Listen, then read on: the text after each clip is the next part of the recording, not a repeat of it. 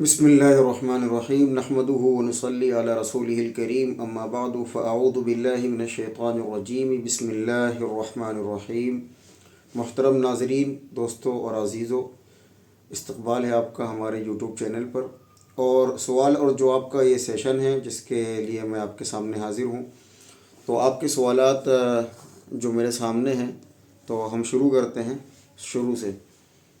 سب سے پہلا سوال ہے جاوید ناظم صاحب کرلا ممبئی سے کرتے ہیں کہ پرچی چٹھی وغیرہ کا ڈالنا کیسا ہے؟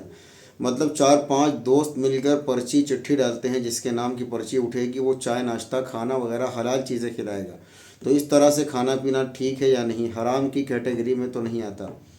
دیکھیں، اس میں دو باتیں ہیں۔ ایک بات تو یہ ہے کہ جو 4-5 دوست ہیں وہ سارے کے سارے اس سے ایگری ہیں کہ نہیں ایگری ہیں، تو مجھے نہیں لگتا کہ اگر سارے کے سارے ایگری ہوں اور سب یہ کھیل میں کر رہے ہوں تو پھر اس میں ناجائز کا کوئی فتویٰ لگے گا۔ ہاں، کچھ ایسی چیزیں ہوتی ہیں جس میں پرچی ڈالنا ناجائز ہوتا ہے۔ مثلا کسی نے 50 روپے ملائے اور کسی سامان کو خریدنے کے لیے کچھ کرنے کے لیے، تو اب پرچی میں یعنی مثال کے طور پہ وہ 250 روپے ہو گئے اور وہ 250 روپے کا سامان ہے، تو 50 روپے 5 لوگوں نے ملائے اور اس میں ایک پرچی ڈالی سب کے نام کی، اور یہ کہا کہ اگر جس کا نام نکل آئے گا وہ اس سامان کو لے لے گا، یعنی سب کے پیسے کی وہ ایک آدمی لے لے گا، تو یہ ناجائز ہو جائے گا۔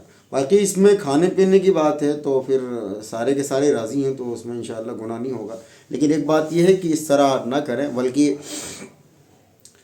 دوستوں میں تو باری لگا سکتے ہیں نا کہ آج تم کھلاؤ گے کل میں کھلاؤں گا، تو اس طرح زیادہ مناسب ہے۔ اب مثال کے طور پہ پرچی ڈالی آپ نے، آج آپ کا نام آج آ گیا، دوسرے دن بھی آپ کا نام آ گیا، تیسرے دن بھی آپ کا نام آ گیا، آپ بولیں گے باہر بھاڑ میں گئی پرچی، باڑ میں گیا کھانا پنانا، میں جا رہا ہوں گھر اپنا روٹی کھا کے سو جاؤں گا۔ تو بہرحال اس طرح دوستوں کی رائے مرضی ہو، کسی کا کوئی نقصان نہ ہو، تو پھر یہ بھی ٹھیک ہے، چل سکتا ہے۔ اچھا بھائی، نور الحق صاحب بہرائچ سے کہتے ہیں کہ سوال کیا نائٹ فال یا غسل جنابت کی حالت میں اوپر کا کپڑا یعنی بنیان شرٹ یا انر بھی ناپاک ہو جاتا ہے، اس کپڑے میں نماز پڑھ سکتے ہیں یا نہیں؟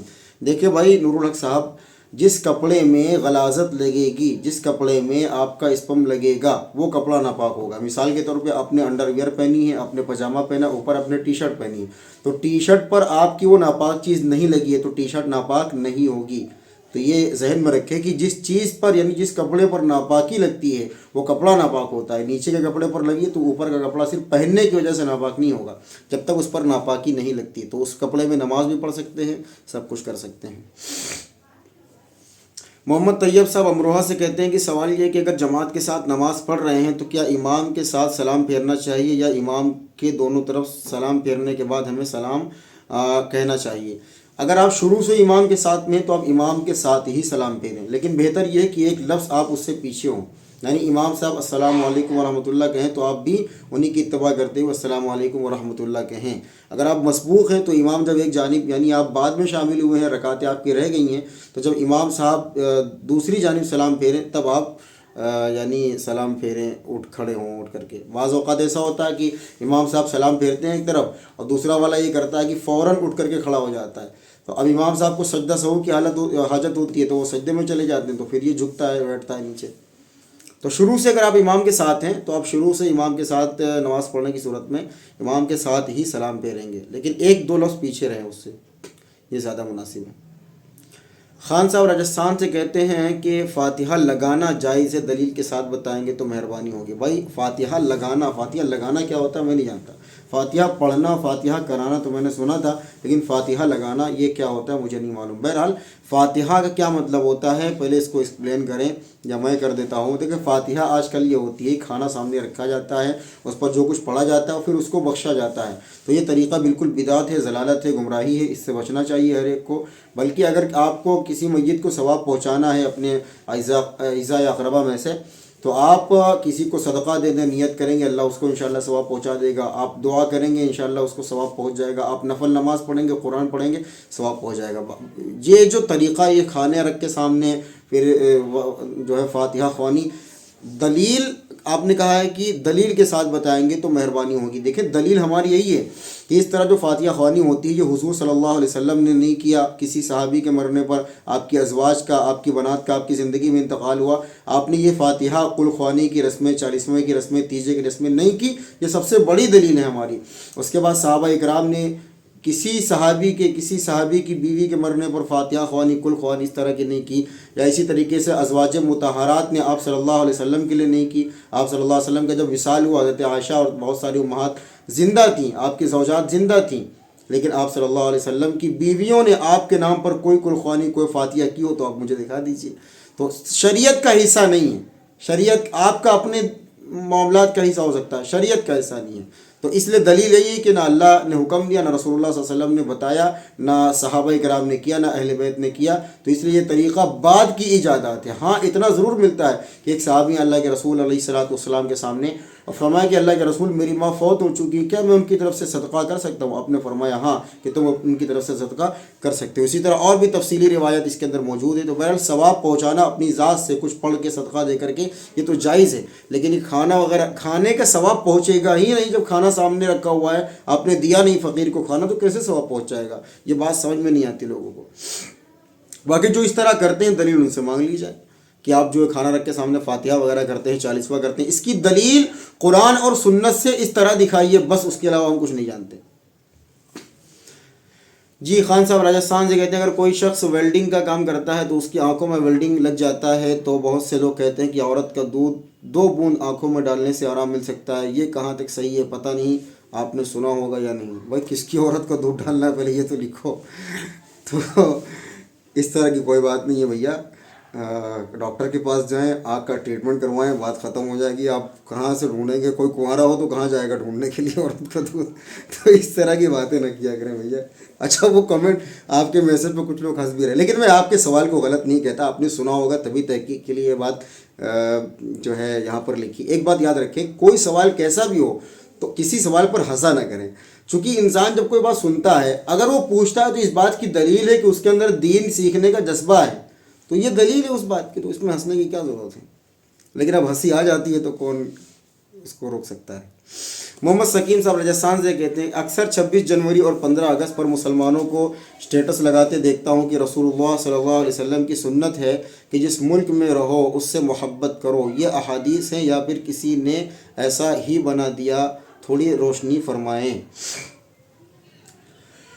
1 2 3 لائٹیں جل رہی ہیں، انشاءاللہ روشنی اتنی کافی ہوگی. باقی میں اس پر تھوڑا اس کو ایکسپلین کرتا ہوں. دیکھیں حضور اکرم صلی اللہ علیہ وسلم کی سنت ہے کہ وطن سے محبت کرو، یہ بات تو ٹھیک ہے. آپ صلی اللہ علیہ وسلم کو اپنے وطن سے محبت تھی، اور یہ فطرتاً انسان کے اندر یہ چیز داخل ہے کہ انسان کو اپنے وطن سے محبت ہو. بھائی کہیں بھی آپ رہیں گے، آپ اپنے گھر میں رہتے ہیں، آپ اپنے گھر سے بالکل محبت کریں گے. آپ اس کو صاف رکھتے ہیں، کوئی نشان پڑ جاتا ہے، کوئی گندگی اس کو صاف کرتے ہیں.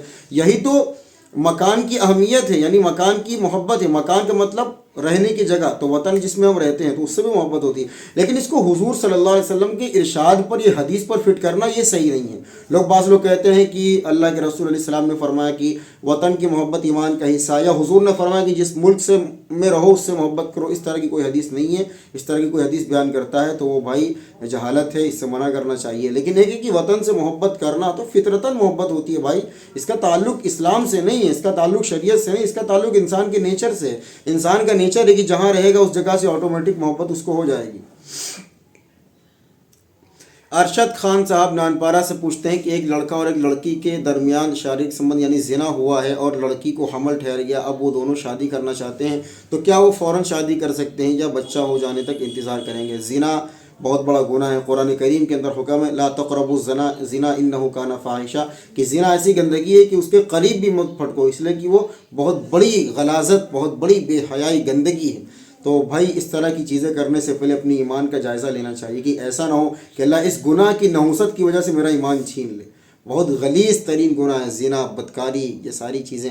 اللہ ہر مسلمان کی اس سے حفاظت کرے. لوگ پتہ نہیں کیوں اس میں مبتلا ہیں، عمریں ہو گئی ہیں، شادیاں نہیں کر رہے ہیں، زنا کر رہے ہیں، اللہ کی رحمت سے کوسوں دور ہو رہے ہیں. قیامت کے دن اللہ ان کو نظر رحمت سے دیکھے گا تک نہیں اگر یہ زنا پر مر گئے بغیر توبہ کے. تو کیسے لوگ اس کام کو انجام دے دیتے ہیں؟ مجھے تو حیرت ہوتی ہے. قرآن و سنت کے اندر کتنی وعیدیں آئی ہیں. چوک پر پکڑ کے لٹکانے کا حکم ہے، قتل کرنے کا حکم ہے، کوڑوں سے مارنے کا حکم ہے، لیکن لوگ کر رہے ہیں. سنگسار کرنے کا حکم ہے. کہ پتھروں سے ہلاک کر دو، مار دو، لیکن لوگ ایسی کنٹریز میں رہتے ہیں جہاں اس طرح کی سزائیں نہیں ہیں، کر رہے ہیں کھل عام۔ اللہ سے ڈریں اور اپنی ایمانی غیرت کو تھوڑا جگائیں کہ اس طریقے کے کام کو نہ کریں، لیکن لوگ کر رہے ہیں۔ بہرحال اگر زانیہ سے نکاح کرنا چاہتا ہے تو نکاح ہو سکتا ہے اور رخصتی بھی ہو سکتی ہے۔ یہ اور مسئلہ ہے کہ یعنی زانی کے علاوہ کسی اور سے نکاح ہوتا تو پھر وہ یعنی تعلقات نہیں قائم کر سکتا تھا، یعنی جو جسمانی تعلقات ہیں۔ باقی زانی سے اگر زنا ہوا ہے اور لڑکی بھی حاملہ ہے تو دونوں کا نکاح آپس میں ہو سکتا ہے، دونوں صحبت بھی کر سکتے ہیں۔ لیکن بڑا جرم کیا انہوں نے، سچی توبہ کریں، یعنی ورنہ یہ مجرم ہوں گے۔ اگر اسلامی شریعت ہوتی تو ان کو لٹکا دیا جاتا یا ان کو کم سے کم کوڑے لگائے جاتے۔ تو اس لیے ایسی جرت نہ کریں، باقی نکاح ہو جائے گا، توبہ کرتے رہیں، بشرط کہ توبہ کریں۔ الزانی لا ينکح الا زانیۃ او مشرکہ، کہ زانی کا نکاح زانی سے ہی ہو سکتا ہے، تو اس لیے توبہ ضروری ہے دونوں کے لیے۔ اس بات کی جانکاری ان کے والدین کو نہیں ہے کہ یہ لڑکی حمل سے ہے یا ان کے بیچ ایسا بے شرم، میں کیوں بار بار لکھ کے میرا دماغ خراب کر رہا ہوں ارشد بھائی؟ یہ بے شرمی، بے غیرتی، بدبختی ہے کہ اس طرح کی چیزیں کر رہے ہیں۔ پریوار سے چھپا رہے ہیں، اللہ سے کیوں نہیں چھپا رہے ہیں؟ زنا کر لیا، اولاد ٹھہر گئی، خاندان سے چھپا رہے ہیں، لوگوں سے چھپا رہے ہیں، اللہ تو دیکھ رہا ہے۔ فائن اللہ، اللہ کہاں چلا گیا ہے؟ تو اللہ کا خوف، اللہ کا ڈر نہیں ہے دل کے اندر، ایمان کی غیرت نہیں ہے کہ اللہ ہمیں دیکھ رہا ہے، پریوار والے نہ جان پائیں، اللہ سب جانتا ہے، اللہ انتقام لے گا تو کیا کرو گے؟ کسی عالم کے پاس بیٹھ کر کے تفصیل سے اس مسئلے کو سمجھیں۔ بہرحال نکاح دونوں کا ہو جائے گا اور تعلقات بھی قائم کر سکتے ہیں۔ اچھا بھائی، محمد اعظم خان صاحب کاندلہ سے کہتے ہیں کہ اللہ کے 99 نام ہیں، کیا ان کو نفل نماز کے سجدوں میں پڑھ سکتے ہیں؟ ہاں پڑھ سکتے ہیں، دعا اور ذکر کے طور پر تو جائز ہے، نفل نمازوں میں پڑھ سکتے ہیں۔ مفتی صاحب، جو عورت اپنے شوہر کو تنگ کرتی ہے اور ان سے جدائی چاہتی ہے تو یہ پرے درجے کے منافق ہے، کیا ترمذی شریف میں یہ بات ہے؟ جی ہاں، مشکات میں بھی یہ حدیث موجود ہے کہ شوہر سے بلا وجہ لڑنے والی اور خلا کا مطالبہ کرنے والی عورتیں جو ہیں وہ منافق ہیں۔ اچھا مفتی صاحب، سوال یہ ہے کہ یہ کہنا یا ماننا کہ زیادہ بچے ہوں گے تو کھائیں گے کیسے، پڑھیں گے کیسے، اور کیا ایسا بولنا اور ماننا ایمان کی کمزوری کی اور کمی ہے؟ جی ہاں، ایمان کی کمزوری ہے۔ کھائیں گے کہاں سے؟ اگر آپ رازق ہیں تو آپ یہ کہیں کہ کھائیں گے کہاں سے، تو اگر آپ مرزوق ہیں یعنی اللہ آپ کو رزق دے رہا ہے تو آپ کو یہ کہنے کا اختیار نہیں ہے۔ یا تو آپ اس بات کا اقرار کر لیں کہ میں ہی روزی دینے والا ہوں، روزی کمانے والا ہوں، کھانے والا ہوں، اللہ کا اس میں کوئی دخل نہیں ہے، تو پھر آپ یہ کہیں گے تو آپ کے لیے جائز ہوگا، لیکن آپ کافر ہو جائیں گے۔ لیکن اگر آپ یہ مانتے کہ رازق اللہ ہے تو پھر اس طرح کی بات کہنے کی اجازت نہیں ہے، توبہ کرنی چاہیے۔ باقی جو اوپر والا مسئلہ آپ نے لکھا تھا کہ عورتیں اگر خلا مانگے، طلاق مانگے تو وہ منافق ہے، اور اسی طریقے سے اور بھی بہت ساری باتیں ہیں، اس میں لکھا ہوا ہے کہ منافق بھی ہیں، اور ایک حدیث میں آتا ہے کہ بلا وجہ طلاق مانگنے والی عورتوں پر جنت کی خوشبو بھی حرام کر دی گئی ہے۔ لیکن اس میں دونوں طرف کی باتیں لی جائیں گی، صرف ایک طرف سے فیصلہ نہیں کیا جائے گا۔ کہیں ایسا تو نہیں کہ آپ اپنی بیوی کو تنگ کرتے ہوں، پریشان کرتے ہوں، اس پریشان ہونے کی وجہ سے وہ طلاق کا مطالبہ کر رہی ہے تو پھر تو اس کا مطالبہ جائز ہوگا، لیکن طلاق اچھی چیز نہیں ہے۔ اللہ کے رسول علیہ السلام نے فرمایا کہ طلاق اللہ کو ناپسندیدہ ہے، تمام حلال چیزوں میں سب سے زیادہ ناپسندیدہ طلاق ہے۔ تو طلاق کا الفاظ نہ لایا کرے زبان پر، میاں بھی اور بیوی بھی۔ طلاق کو کھیل بنا رکھا ہے، ایک بول پر رشتہ ختم ہو جاتا ہے، قیامت تک کے لیے آپ اس سے نکاح نہیں کر سکتی جب تک دوسرا شوہر سے نکاح نہ کر کے 3 طلاق دے دیے تو اس طرح کے الفاظ بولنا صحیح نہیں ہے۔ فَإِن طَلَّقَهَا فَلَا تَحِلُّ لَهُ مِن بَعْدُ حَتَّى تَنكِحَ زَوْجًا غَيْرَهُ، قرآن کہتا ہے کہ تیسری طلاق کے بعد اپنے شوہر اول سے نکاح نہیں ہو سکتا، کہیں اور کر لے تو ہو جائے گا، اس کے بعد اگر وہ طلاق دیتا ہے تو پہلے سے آ سکتی ہے، لیکن نہیں آ سکتی، ورنہ نہیں آ سکتی۔ اچھا یہ ہو گیا آپ کا سوال۔ پوچھتے ہیں کہ ایسا وظیفہ بتائیں کہ پڑھنے سے لوگوں کے دل اور دماغ میں نرم ہو جائے یا ان کے دل سے میرے لیے نفرت نکل جائے۔ دیکھیں حضرت، وظائف کا جہاں تک معاملہ ہے یہ پیر حضرات بتاتے ہیں، تو میں کوئی پیر تو نہیں ہوں، شرعی فقہی مسائل پر میں تبصرہ کرتا ہوں۔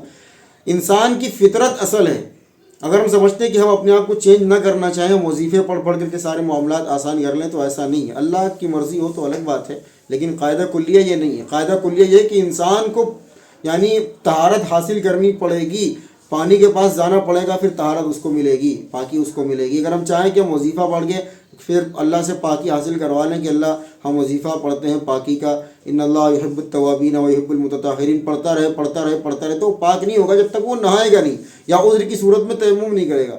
تو انسان اپنی فطرت کو بھی چینج کرے. اگر انسان کے اندر یہ چیزیں ہیں تو سب سے پہلے اور دوسری بات، کوئی بھی وظیفہ، کوئی بھی ذکر ورد اس وقت میں اثر کرتا ہے جب آپ کے اندر اللہ کا خوف ہے. اگر آپ کے اندر اللہ کا خوف ہی نہیں تو ذکر و اذکار کا کیا مطلب ہے؟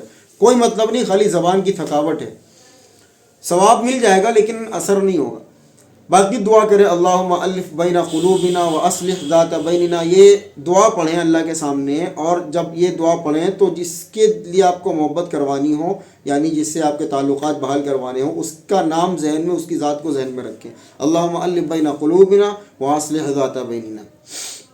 الیاس کھیڑی صاحب جے پور سے کہتے ہیں کہ اللہ کہاں ہے؟ اگر قرآن کریم کی آیت پر غور کیا جائے تو سورہ بقرہ کے اندر ہے کہ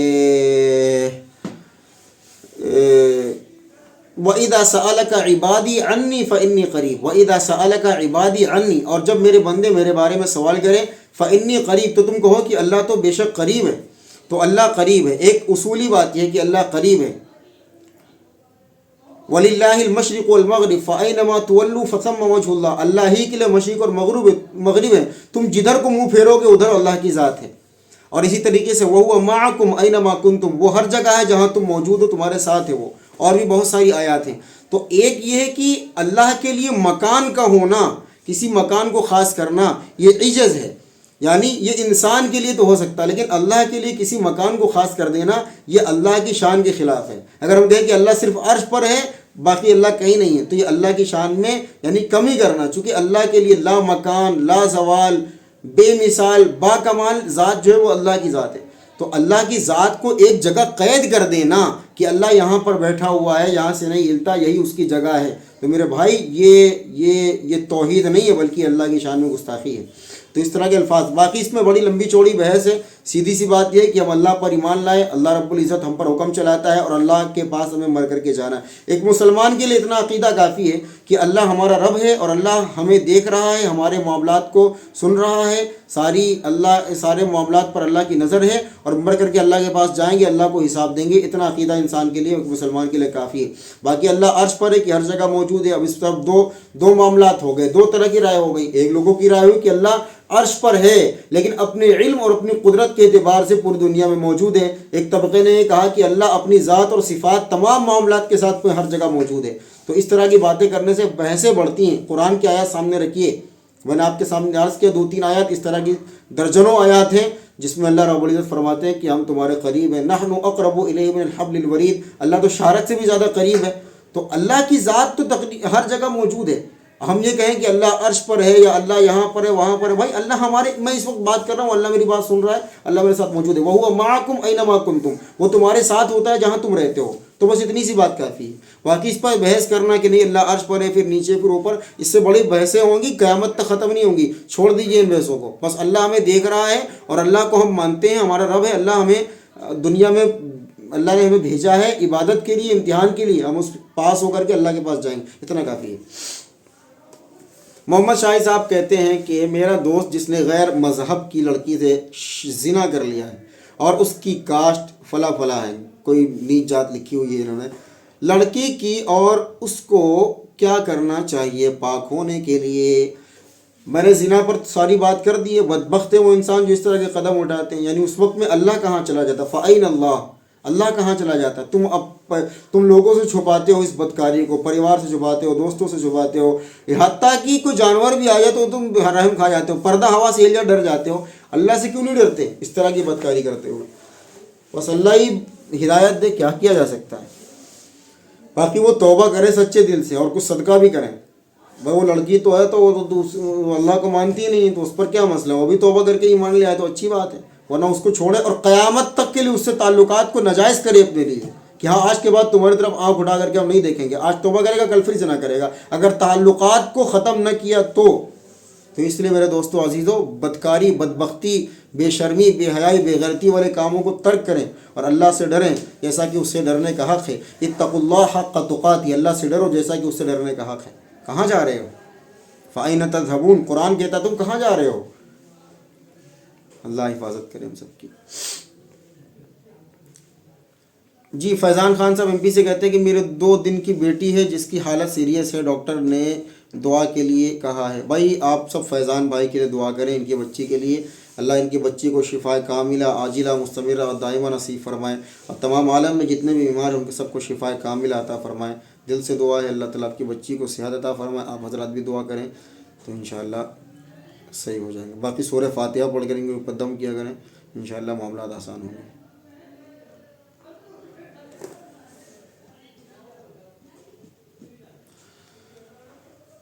حضرت ایک بیان سنا ہے کہ مولانا صاحب کا، جس میں کہا گیا ہے کہ کبھی بھی ذات کے طور پر، مسلک کے طور پر، مذہب کے طور پر کوئی اختلاف ہو پر اپنے اقدار کو پامال نہ کرنا۔ اقدار کو پامال کرنا اس کا کیا معنی؟ یعنی تم اپنی اہمیت کو، یعنی اپنے معیار کو مت گھٹانا، یعنی ایک دوسرے کو ذلیل کرو جس سے تمہارا بھی معیار جائے، اس کا بھی معیار جائے۔ اپنی اہمیت کو ختم نہ کرنا، اپنی اہمیت کو جو ہے پامال نہ کرنا۔ تو انسان کو، یعنی اس کا مطلب یہ ہے کہ اگر کبھی اختلاف ہو تو وقار اور عزت کے ساتھ بھی کسی سے اختلاف کرنا، بس اتنی سی بات ہے اور کوئی بات نہیں۔ بہرحال اللہ تعالیٰ ہم سب کو اپنی رضا والے کاموں پر چلنے کی توفیق دے، نمازوں کی پابندی کریں، سنت کی پابندی کریں، اور اسی طریقے سے بے وجہ کی جو بحثیں ہیں نا، اس کو چھوڑ دیں۔